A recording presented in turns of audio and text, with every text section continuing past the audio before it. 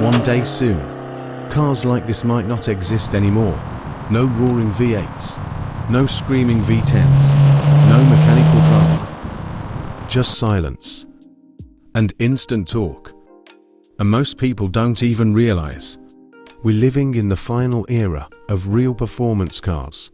Performance cars are faster than ever, but they're also becoming smaller engines, hybrid systems, artificial sound, more digital, less mechanical. This isn't about whether electric cars are fast. Electric cars are great if acceleration is the only thing you want from a car.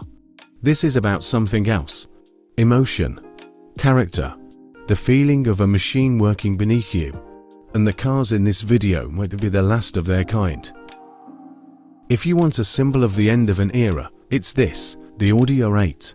Naturally aspirated V10. No hybrid assistance, no fake sound, just 8,000 revs per minute of pure combustion drama.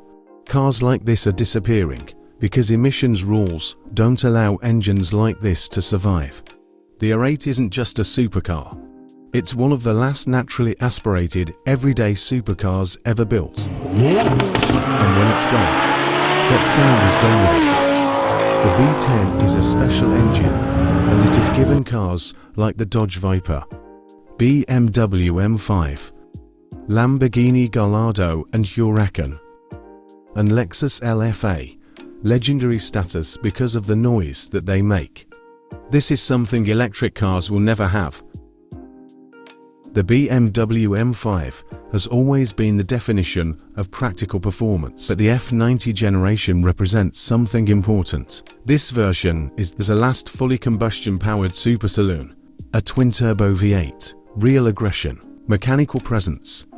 The new G90 is heavier, hybridized, more complex, but it does keep the V8, which was a win. The G90 M5 may be quicker, but it doesn't feel the same because the hybrid system has made it so much heavier. The G90 M5 is a great car, but I think adding weight and complexity to any car takes away some of the driver feel and engagement. This one hurts because AMG built its identity on V8 Thunder. The old C63 was loud, raw, unapologetic. The new one, 4-cylinder hybrid, technically impressive, emotionally different. This generation C63 may be the last small AMG with true V8 character, and for many enthusiasts, that matters more than horsepower figures. BMW are more clever with their approach to the regulations and still managed to keep the V8, so demand wasn't affected too much, but Mercedes took it too far. Going from a V8 to a 4-cylinder hybrid was too shocking. As a result, the current W206 model is the worst performing C63 ever in terms of sales. Performance cars are faster than ever, but they're also becoming quieter, heavier, filtered. The raw edges are being smoothed out. The chaos is being engineered away, and that's what we might miss the most. The M3 Touring represents something deeper. It proves practicality and pure driving feel can still exist together. Straight 6 engine, rear bias dynamics, mechanical feedback. It's not about being the fastest, it's about feeling connected. As regulations tighten, cars like this become harder to justify for manufacturers, and that's why it's special. The electric M3 is already confirmed, but luckily the legendary straight 6 engine will be living on for at least one more generation. Alongside the electric M3, it will be interesting to see which one is more popular. The RS6 is almost mythical now. Twin-turbo V8, brutal acceleration, family practicality. But Audi, like everyone else, is moving toward electrification. The next RS6 is going to keep the V8, but become a hybrid like the M5. Will it feel like this? That's the question. The current RS6 feels like the peak of combustion-era practicality. The Mercedes-AMG GT is what a traditional sports car feels like. Heavy steering, real engine noise, mechanical presence. As sports cars become hybridized, the simplicity of a big engine driving the rear wheels becomes rare.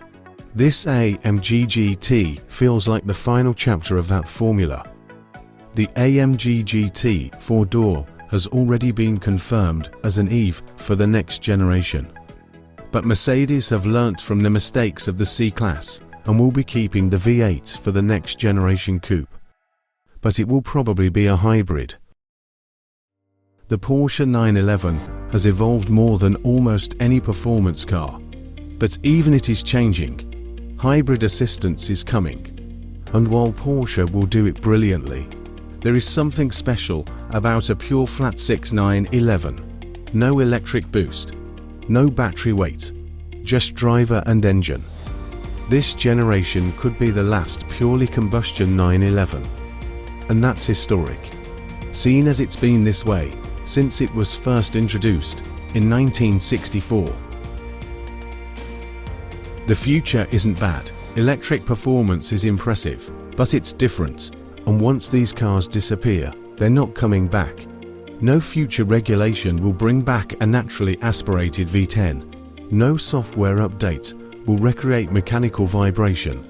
This is the final chapter of pure combustion performance.